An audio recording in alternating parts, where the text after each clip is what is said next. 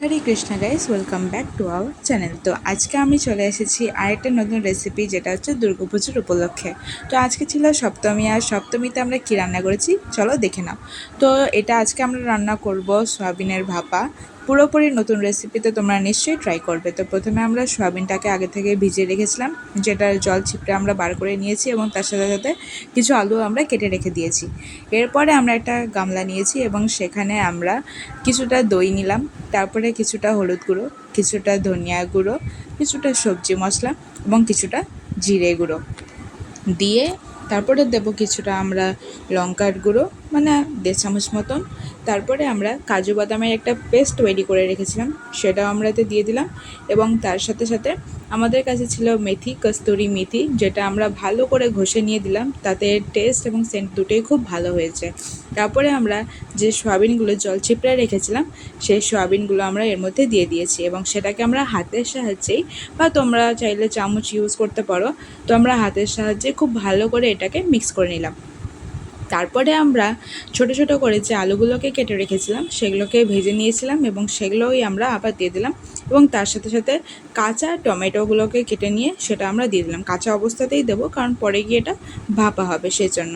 তারপরে আমরা এটাকে ভালো করে মিক্স করে নিয়ে পরিমাণ মতন আমরা লবণটাও দিয়ে দিলাম, মানে পুরোপুরি একদম ভাপার অনুসারে যতটুকু লবণ দরকার আমরা পরিমাণ মতো লবণটা দিয়ে সেটাকে আবার খুব ভালো করে হাতের সাহায্যে মিক্স করে নেব।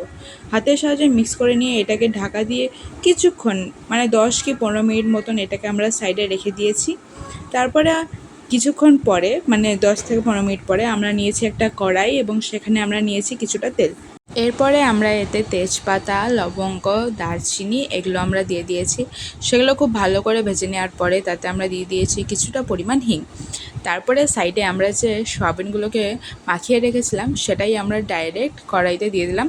আর তার আগে আমরা আদাটাও দিয়েছি, সেটা দেখানো হয়নি ভিডিওতে, তো আদা বাটাও দিতে ভুলে যেও না। দিয়ে আমরা সয়াবিনটাকে দিয়ে খুব ভালো করে সেটাকে মিক্স করে নেব। আর যেহেতু এটা ভাপা রান্না করছি, তো ভাপিই রান্না করতে হবে।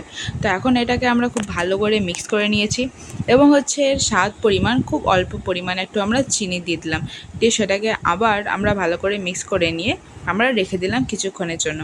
তো এটা আমরা যতক্ষণ না আমাদের তেলটা ভালো করে আসছে ততক্ষণ আমরা সেটাকে কষতে থাকবো। প্রথমে আমরা এটাকে কিছুক্ষণ চাপা দিয়ে রেখে দিয়েছি। তো চাপা খুলে নেওয়ার পরে দেখছো আস্তে আস্তে সেটার যে জলটা সেটা শুকিয়ে যাচ্ছে, এবং কষাটাও এরপরে খুব ভালো হবে। তো আমাদের এটাকে ধীরে সুস্থে প্রচুর আস্তে জালে রান্না করতে হবে। এটাকে আবার আমরা ঢাকা দিয়ে দিলাম, এবং সেটাকে আমরা কিছুক্ষণ পরে দেখতে পাচ্ছ কিছুটা আমাদের তেল বেরিয়ে এসেছে, তার মানে কিছুটা হয়ে গেছে, পুরোপুরি হয়নি। এটাকে আবার ভালো করে আমরা নেড়ে নিলাম, যাতে নিচে কড়াইতে লেগে না যায়, যাতে পুড়ে না যায় সেজন্য। তারপরে এটাকে নেড়ে নেওয়ার পরে আবার কিছুক্ষণ আমরা চাপা দিয়ে রেখে দেবো।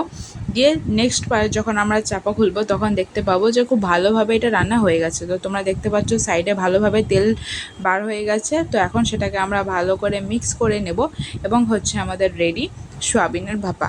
তো এই রেসিপিটা কেমন লেগেছে তোমরা নিশ্চয়ই কমেন্টে জানাবে, আর তার সাথে সাথে তোমাদের বন্ধু বান্ধবীদেরকেও শেয়ার করে দিও, আর ভালো লাগলে লাইক এবং ফলো করে দিও। হরে কৃষ্ণা।